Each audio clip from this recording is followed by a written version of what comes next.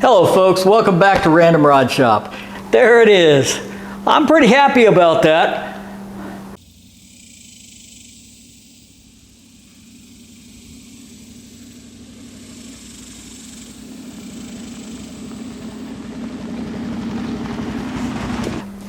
We're going to continue on with the international short bed conversion on the 2002 Tahoe frame. And in the last video, we mounted the bed, and I said that I thought that the rear bed mounts were about a ½ inch too close to the cab. As it turns out, that wasn't the case. What happened was and if you go back a couple of videos ago, you can see where I cut the front panel off the original bed. So what happened was the bed mounts themselves were spot welded to the original bed. I didn't have it spot welded to this bed after I cut it off because I wasn't sure. I wasn't sure whether everything was going to fit. So what was happening? The front bed mounts were tilting because they weren't spot welded to the bed itself. So what I did was I drilled a hole up through the bed mount into the floor, and I put a 1/4-20 bolt in there to suck that bed mount more vertical where it was supposed to be. When I did that, the rear bed mount bolt holes were in the right place. I've tweaked on it and adjusted it. It's pretty close. And when I say pretty close, it's within 1/8 of an inch. These old trucks, they weren't designed closer than that. I mean, you watch Chip Foose, and you watch the guy in Utah, Bitchin' Rides, there you go. You watch those guys and they get perfect gaps.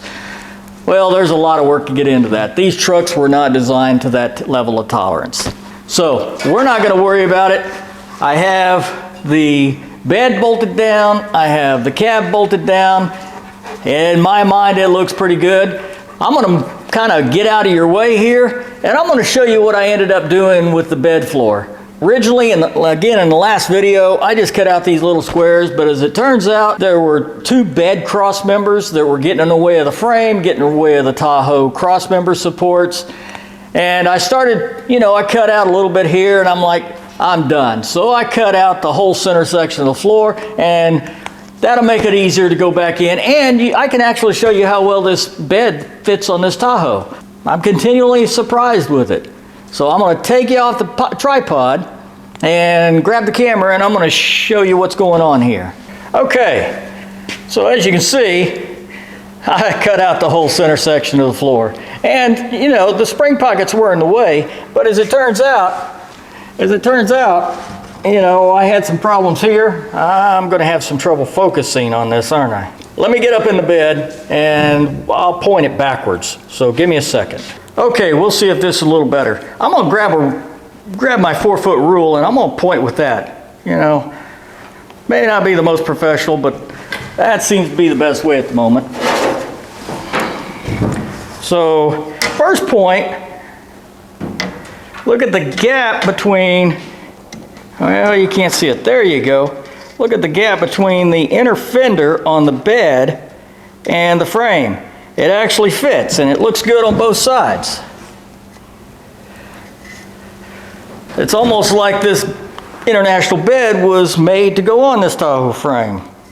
Anyway, back to my problem children. So there was a bed support that went across real close to right here, and so the bed cross base was hitting this Tahoe frame cross member right here. So that was causing me problems. Initially, I started just notching it out, but yeah, I ended up just cutting it out. The other issue was this cross member right here. This thing isn't actually symmetrical side to side.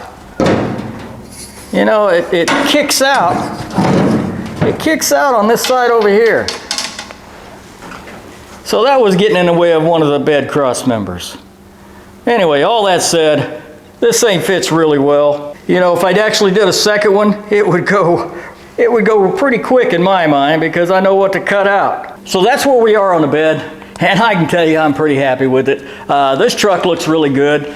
The wheels, in the first video when we were talking about the frames, the Tahoe axle was 68 inches and this thing's about 63, 64, or the original International was like 63, 64. So I wasn't sure how it was going to play out, but let me walk you around and let me show you the placement, if you will, of, and keep in mind I've got the stock Tahoe rims on it, but what jumps out at me is that, or because of the clearance, we'll be able to put a little more offset wheel on there that makes it look a little more like a, you know, a traditional hot rod. So I'm going to take you off camera and I'm going to walk you around. We're going to then walk around to the front and talk about what we're going to do today. So here's what I was talking about with the rear wheel in terms of, you know, position within the wheel well. So as you can see, I've got about 2 inches of clearance. It's not a whole lot, but it's more than I was anticipating given that the axle is 4 inches wider than what was on this thing. So we have somewhere, you know, if the 2 inches was to the outside of the wheel to the fenders, so we have, let's call it 1.25 inches. And then we've got close to 2 inches on the inside, so yeah, let's call it 3 inches. Right, so you can get a 3-inch wider wheel on there, and the tire that's on there is 9.5 inches wide, so you could get a 12-inch wide tire under the back. To me, that's good enough. Okay, that's enough about review and where we're at. Let's go up and look at where we're going. So I'm going to move the camera, get you set up on the front end of this thing, and let's talk about what's going to happen today. Okay, so what we're going to do today is we're going to work on the brakes on this Tahoe. It had power 4-wheel disc brakes. I'd like to keep that. My original plan was to use the master cylinder and the brake booster, the vacuum brake booster, off of the Tahoe. So I went and got it. You know, went down the pasture, took it off. I have it here. I'm going to try to line this up on the center line where it's going to go, and I don't know if you can tell that on the camera, but I'm going to have to put a hole in the hood to clear the vacuum brake booster and master cylinder. I don't think I want to do that. It'd remind me of one of those, you know, those Trans Am in the late 70s, early 80s that had the hood scoop that was offset on the hood, kind of like a broken known Firebird. Anyway, we're not going to do this. So plan B was to put a Hydra Boost on it.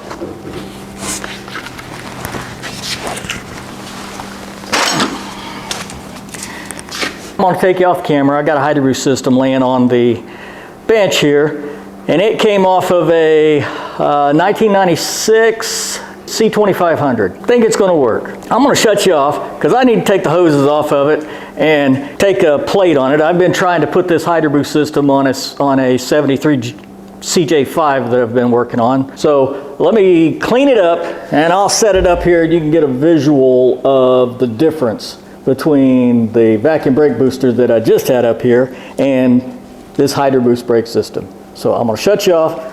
I'm going to clean that thing up, you know, take the hoses and stuff, and I'll get back to you. Okay, we're back. So I got the master cylinder out of the International.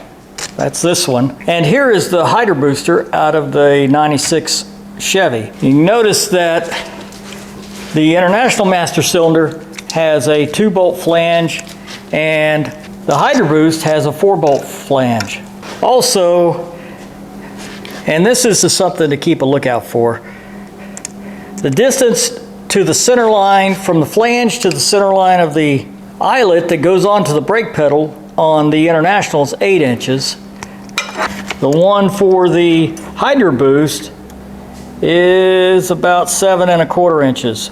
So we'll have to make sure we keep that in mind when we're trying to mount that on the pedal. Now, in our situation, we're going to have a little bit of a stack up because I'm going to mount this plate to the International firewall. So let me go over and show you what I've got going on the International firewall. So what we've got here's the 2 bolts for the master cylinder, right? And so we're going to gain just a little bit there. It's not a whole lot.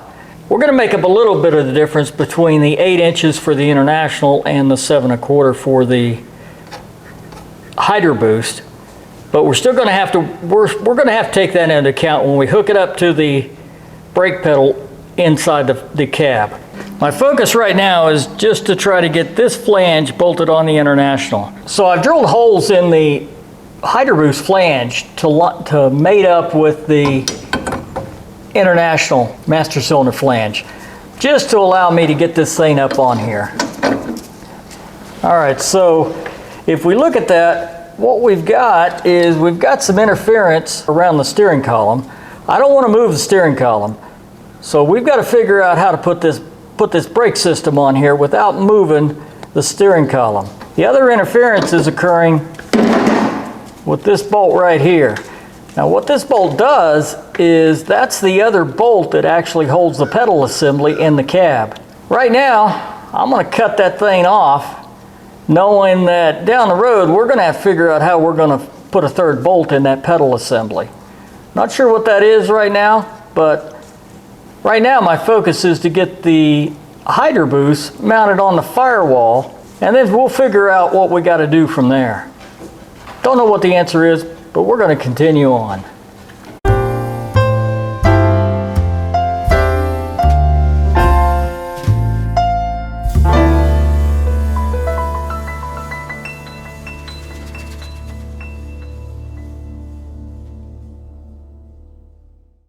Okay folks, I'm back. I knocked studs out of the plate that was on the Hydra Boost, and I trimmed it out so it would clear the steering column mount. What I discovered was that there was a nut that holds the Hydra Boost in position and tightens it up against the firewall. The hole in the International wasn't big enough, so I took a die grinder, something like this. It doesn't really matter what it is, but I took a die grinder and trimmed out this hole.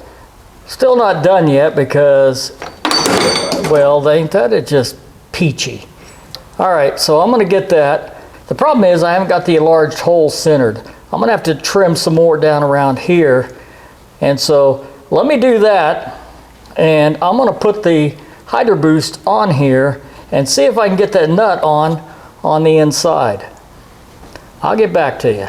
So I want to give you an update in terms of what's going on with the Hydra Boost. The way this is mounted, this plate actually bolts to the firewall, and then this nut is what keeps the Hydra Boost actually in position. There's a little nubbin right? See that keyway right there? There's a nubbin in this plate that locks into that to keep it from rotating. That's actually all that holds this Hydra Boost and this master cylinder into the firewall. This plate is bolted in, but this nut is actually the only thing that screws into the Hydra Boost that holds it into the firewall. So that's what I've been working on. Originally, these studs were pressed into that plate, and that bolted into the firewall. I knocked the studs out because I use the two master cylinder holes to provide support on each side, and you can kind of see it there. I drilled another hole here, so in my case I've got 3 holes holding the plate against the firewall, and then this nut is what's going to hold the Hydra Boost. As I said, that's what I've been working on, to try to get that nut to fit through this hole in the International. And I think I've got it right now. The piece I need to trim out is this bend on the reinforcement plate on the International, because that lip on that bend hits this piece of the Hydra Boost. So let me flip it over here, get down there. So that lip can't be any thicker than the thickness of that plate, which is 1/8 of an inch. So I need to trim that lip back to 1/8 of an inch thick so that this Hydra Boost will fit flush against the firewall. So I'm going to do that. I'll get back to you. Well folks, there it is. I'm pretty happy about that. That went in a lot easier than I thought. At the end of the day, you know, this is Random Rod Shop. We got lots of stuff going on, but I was happy to get this installed. Next time, we're going to see if we can make that connect to that so we can get some steering on this thing. I'm getting really excited about this thing driving down the driveway by itself. I want to thank you for watching. Hit the like button, make a comment, and subscribe. It helps us all out. I appreciate it. And I'll see you next time when we try to get this thing to steer. Thanks a lot.